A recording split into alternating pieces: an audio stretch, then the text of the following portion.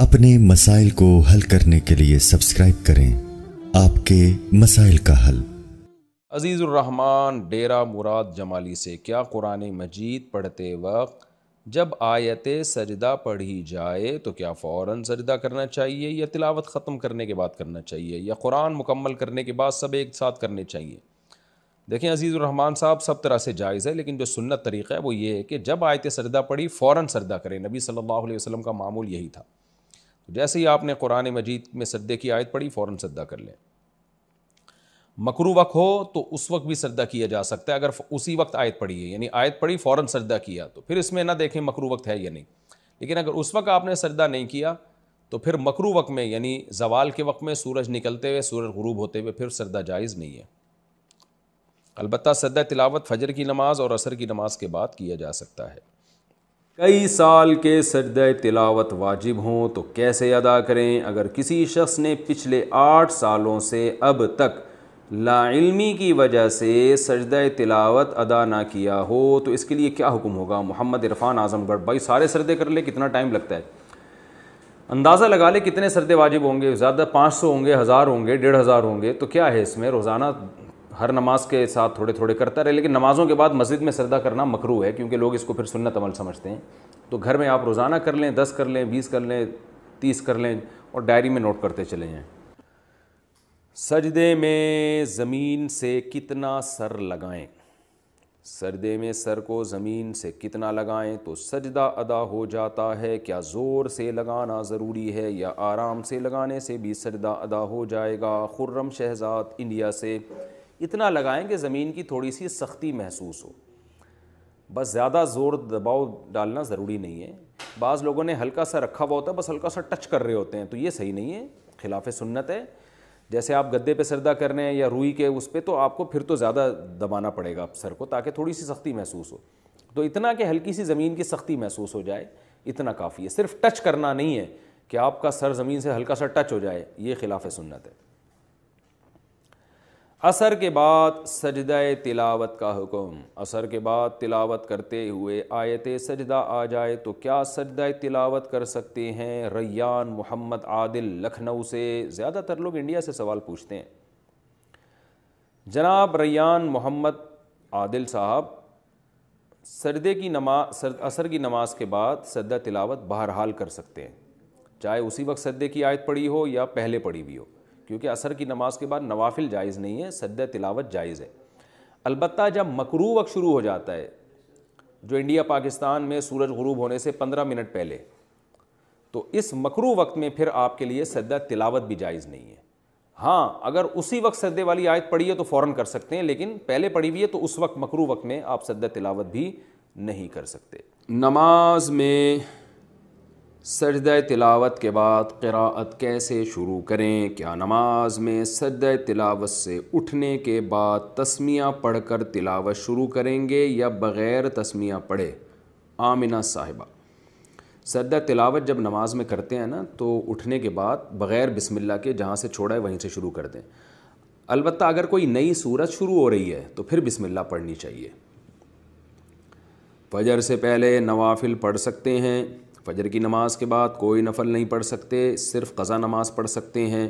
لیکن کیا فجر کا وقت داخل ہونے کے بعد فجر کی نماز سے پہلے کوئی نفل پڑھ سکتے ہیں، جیسے تحیۃ الوضو وغیرہ؟ امت اللہ صاحبہ شکارپور سے، دیکھیے تہجد کا وقت جب ختم ہوتا ہے تو پھر اشراق تک رسول اللہ صلی اللہ علیہ وسلم سے صرف فجر کی 2 سنتیں اور 2 فرض پڑھنا ثابت ہے، حالانکہ آپ صلی اللہ علیہ وسلم نوافل پر، نماز پہ بہت حریص تھے۔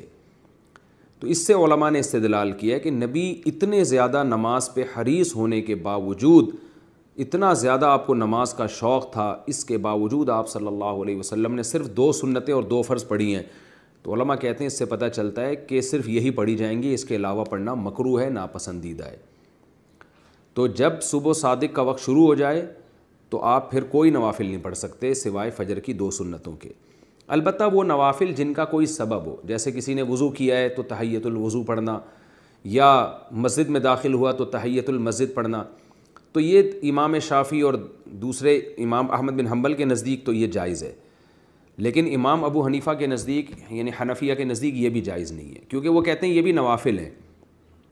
تو یہ جو حدیث میں آتا ہے جب تم میں سے کوئی مسجد میں داخل ہو تو بیٹھنے سے پہلے 2 رکعت پڑھے یا وضو کرے تو 2 رکعت پڑھے، تو یہ جو حدیث میں آتا ہے وہ کہتے ہیں اس سے وہ اوقات مراد ہیں جن میں نوافل پڑھنا مکروہ نہیں ہے۔ تو چونکہ فجر کی 2 سنتوں کے علاوہ نبی سے اور کچھ نماز ثابت نہیں ہے، تو اس لیے نہ اس میں تحیۃ المسجد پڑھی جائے گی نہ تحیۃ الوضو حنفیہ کے نزدیک، اور عرب علماء کے نزدیک پڑھی جائے گی۔ تو اس لیے کہا جاتا ہے کہ ایک فقہ کو فالو کریں اور پھر سارے اسی کے مسائل پر عمل کریں اور دوسرے پر طنز و تشنیع نہ کریں۔ ہر ایک کے پاس دلیل ہے اور ہر ایک اس سے استدلال کر رہا ہے۔ تو حنفیہ کے جو فقہ حنفی کو فالو کرتے ہیں، بر صغیر میں زیادہ تر لوگ فقہ حنفی کو ہی فالو کرتے ہیں، تو اس لیے وہ نہ کریں یہ کام۔ دونوں کے پاس دلائل ہیں، دونوں کے پاس حدیثیں ہیں۔ تو البتہ نبی سے بہرحال صراحتاً یہ ثابت نہیں ہے کہ آپ صلی اللہ علیہ وسلم نے صبح صادق کے بعد تحیۃ الوضو پڑھی ہو یا تحیۃ المسجد پڑھی ہو آپ نے کبھی۔ آپ سے صرف 2 رکعت سنت مؤکدہ پڑھنا ثابت ہے۔ ہاں، اس سنت میں ہی تحیۃ الوضو کی نیت کی جا سکتی ہے، تحیۃ المسجد کی نیت بھی کی جا سکتی ہے۔ آپ جب مسجد میں آئے تو آتے ہی فجر کی 2 سنتیں جو آپ پڑھیں گے تو اسی میں تحیۃ الوضو کی نیت بھی کر لیں، تحیۃ المسجد کی نیت بھی کر لیں، تو ایک تیر سے 3 شکار ہو جائیں گے، ثواب ملے گا آپ کو۔ سجدہ تلاوت کے بعد سلام پھیرنا، اگر سجدہ تلاوت میں سجدہ سے اٹھنے کے بعد سلام پھیر دیں تو کیا سجدہ سہو لازم ہو جائے، کیا سجدہ سہو ہو جائے گا؟ عبد الرحمن فیصل آباد سے۔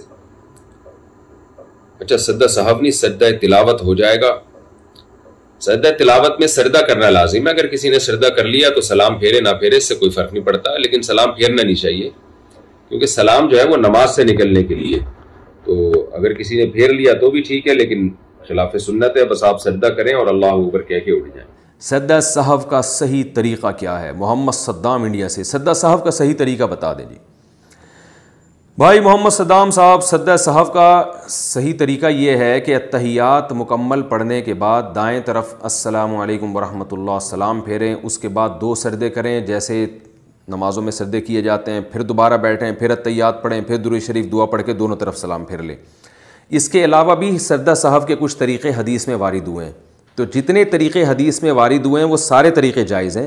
یہ والا طریقہ احناف کے ہاں افضل اور بہتر ہے۔ تو یہ میں اس لیے کہہ رہا ہوں کہ ایک دفعہ میں نے ایسے کلپ ریکارڈ کروا دیا تھا کہ یہ سجدہ سہو کا طریقہ ہے، تو لوگوں نے حدیثیں لکھ کے بھیجنا شروع کر دی اور مجھ میں ملامت بھی شروع کر دی کہ دوسرا فلاں طریقہ ہے فلاں طریقہ ہے۔ تو کسی کی بات کو سمجھنا چاہیے، میں نے یہ کبھی نہیں کہا کہ وہ دوسرے طریقے ناجائز ہیں، تو اس لیے ان حدیثوں کو ہمارے خلاف آپ حجت کے طور پہ پیش نہیں کر سکتے۔